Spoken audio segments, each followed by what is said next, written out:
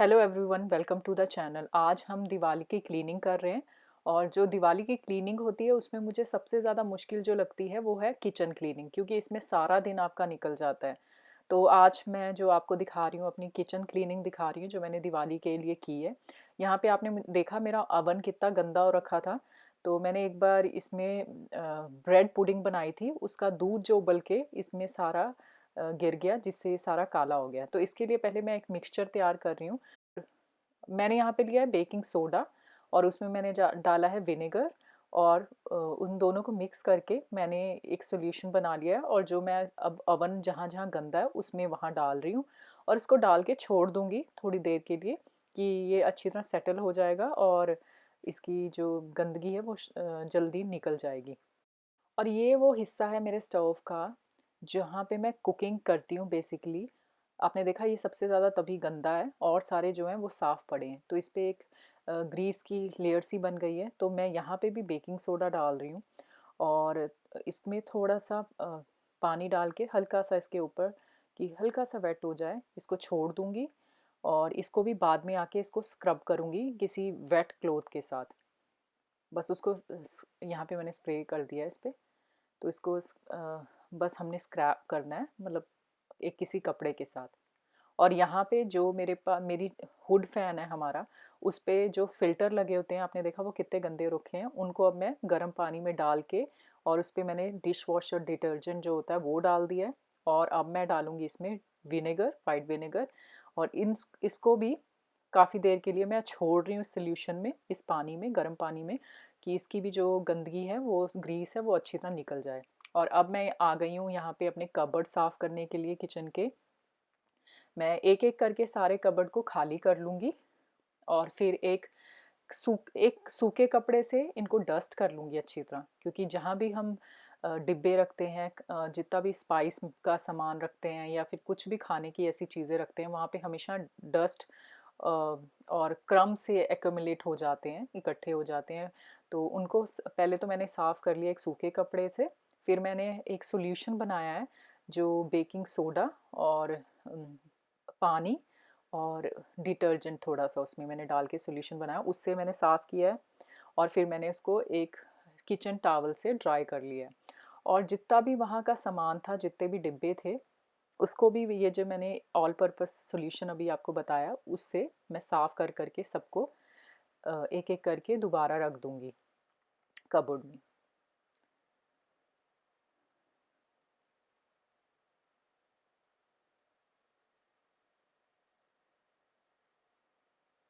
यहाँ पे मैंने सारे अपने एक एक करके जितने भी सामान है उसको कर लिया क्लीन। और अब जो कबोर्ड्स हैं उसके बाहर का जो एरिया है मैं उसको साफ़ कर रही हूँ। यहाँ पे बहुत ज़्यादा ग्रीस इकट्ठी हो जाती है, क्योंकि हमारी जो इंडियन कुकिंग है उसमें काफ़ी ऑयल यूज़ होता है। तो अब मैंने इसीलिए इनको भी अच्छी तरह साफ़ कर लूँगी। सारे कबोर्ड के अंदर और बाहर अच्छी तरह क्लीन अप मैंने कर लिया है। और अब मैं फ्रिज के ऊपर जितना भी सामान रखा था उसको भी हटा के क्लीन अप कर रही हूँ। और उसके पीछे जो भी कबोर्ड है उनको भी साफ़ कर रही हूँ। और ये वो बास्केट्स हैं जो मैंने फ्रिज पे रखी थी, इनको मैंने एम्प्टी कर लिया है। इनको भी मैंने अच्छी तरह कपड़े से साफ़ कर लिया और सुखा लिया। और इसके अंदर के सामान को भी अब मैं साफ़ करके एक एक करके दोबारा रख दूँगी, रीअरेंज कर लूँगी कि वो अच्छी तरह रख हो जाए।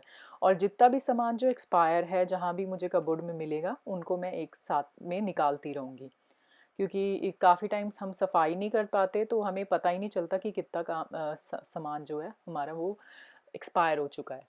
तो यहाँ पे एक मेरे पास 2 टियर सामान रखने की एक बड़ी अच्छी सी शेल्फ सी मैं लेके आई थी कॉस्को से। बहुत अच्छी लगती है देखने में। इस पे मैं अपने स्पाइसेस के जो छोटी छोटी डिब्बियाँ हैं वो रखती हूँ। और आप देखो इस पे कितनी डस्ट एकमुलेट हो रखी है। इसको भी मैं डस्ट कर लूँगी एक सूखे कपड़े से। इसको मैं गीले कपड़े से नहीं करूँगी, क्योंकि एक मेटल है इस पे। मुझे लगता है कि अगर गीले कपड़े से मैं इसे करूँगी मेटल को साफ़ तो उसका कलर उतर जाएगा और ये ख़राब हो सकती है। तो मैं अच्छी तरह इसको सूखे कपड़े से साफ़ कर ली हूँ। और इसके नीचे भी मैं एक वेट क्लोथ से, डैम्प क्लोथ से सारा साफ़ कर रही हूँ।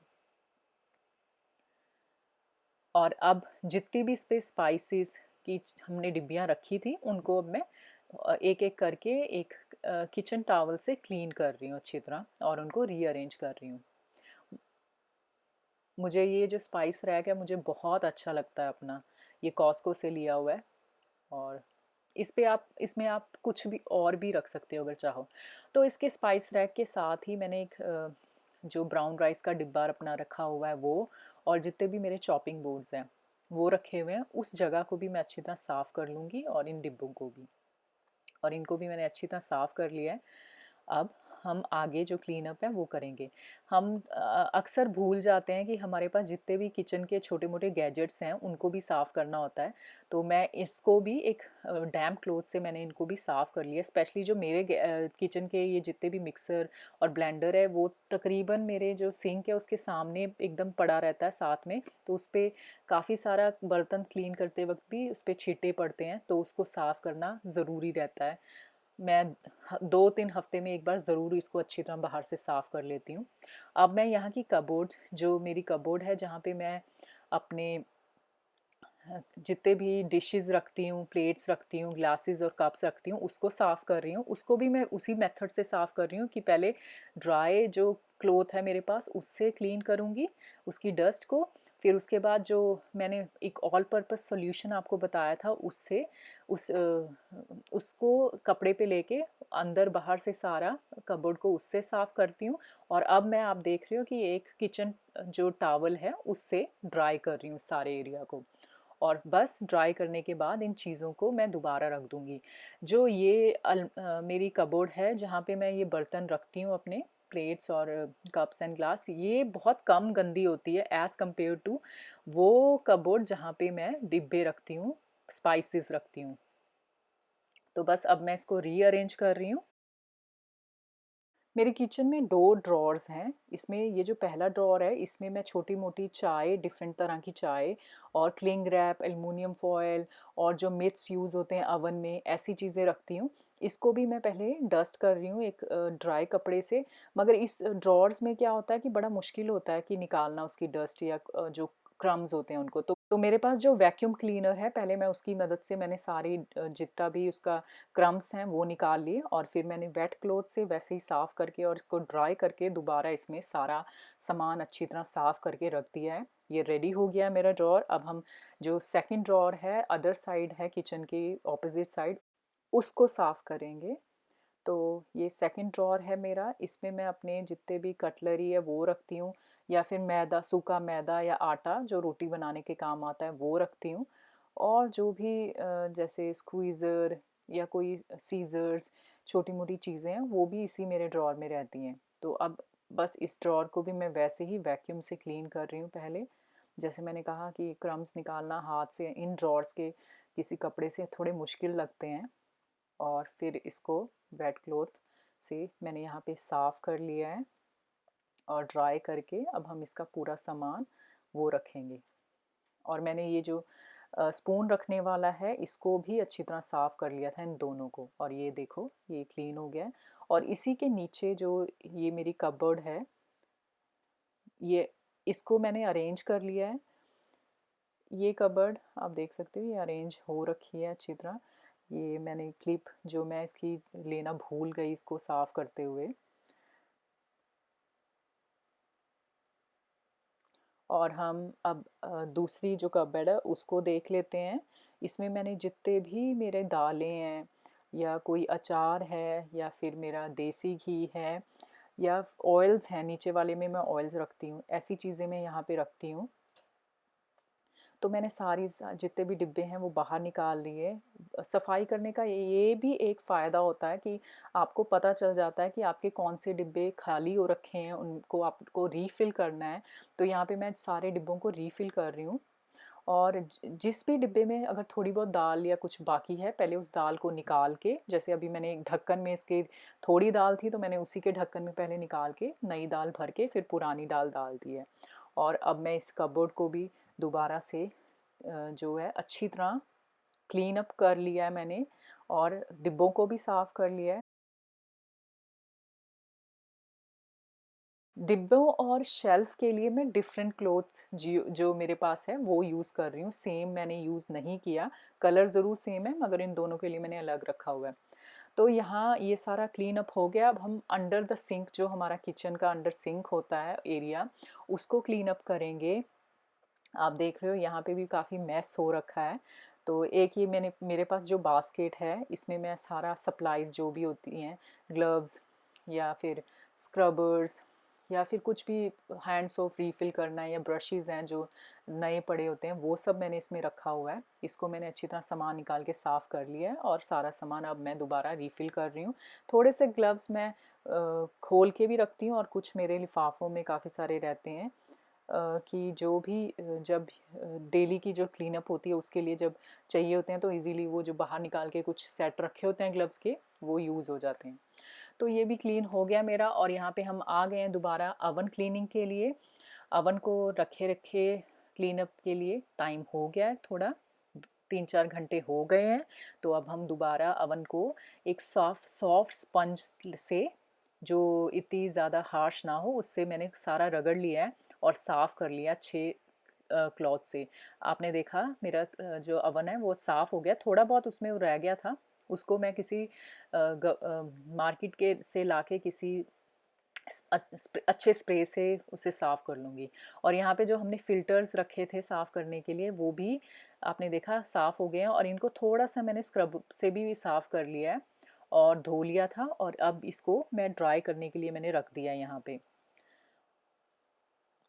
और अब जो मेरा माइक्रोवेव है उसको हम साफ़ कर रहे हैं। माइक्रोवेव को कई लोग नींबू से साफ़ करते हैं कि इसमें ग्रीस होती है, आप चाहें तो नींबू से कर सकते हो कि, बट मैंने यहाँ पे हल्के जो बड़ा सॉफ्ट स्क्रबर होता है उसी से इसको हल्का सा डिटर्जेंट जो डिश वॉशर है बहुत थोड़ा सा लगा के उससे साफ़ कर लिया, और उससे बहुत अच्छा साफ़ हो गया। और उसके बाद मैंने 2-3 बार इसे कपड़े से, गीले वेट कपड़े से इसे अच्छी तरह ऊपर नीचे साइड्स पे अच्छी तरह साफ़ कर लिया है, और मेरा माइक्रोवेव बहुत अच्छी तरह साफ़ हो गया।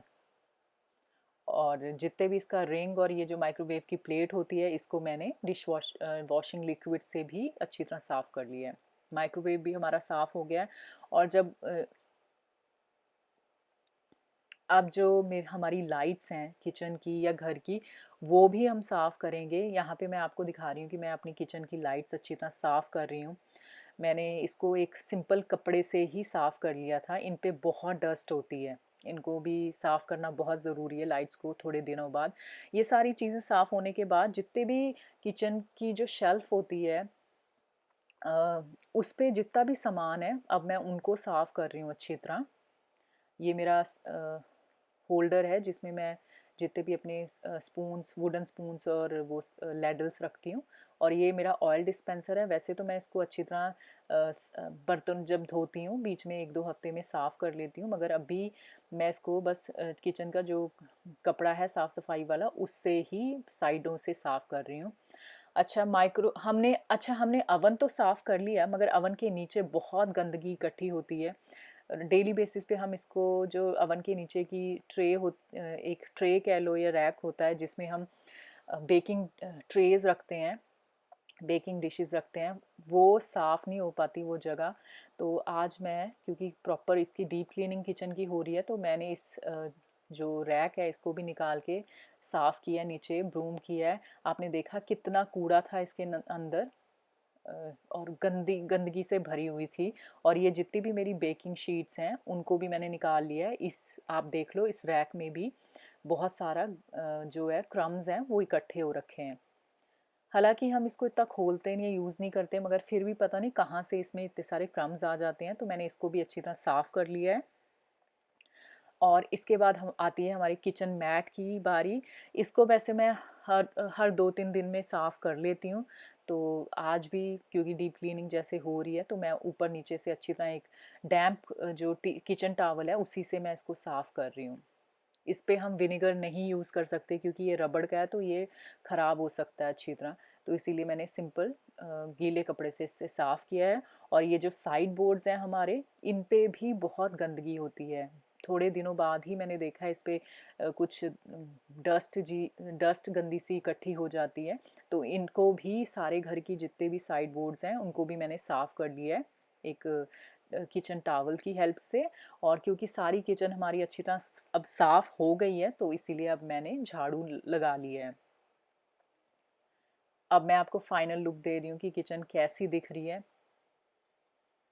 और साफ सुथरी किचन देख के ही मन खुश हो जाता है।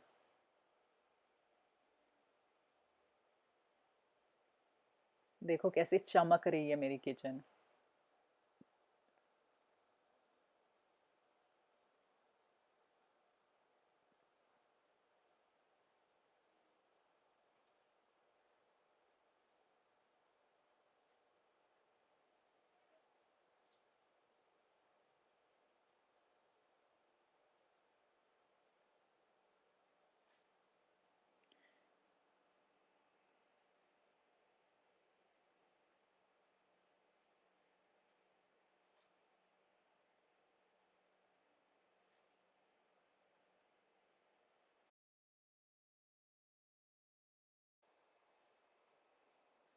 Thank you everyone, thank you for watching my channel.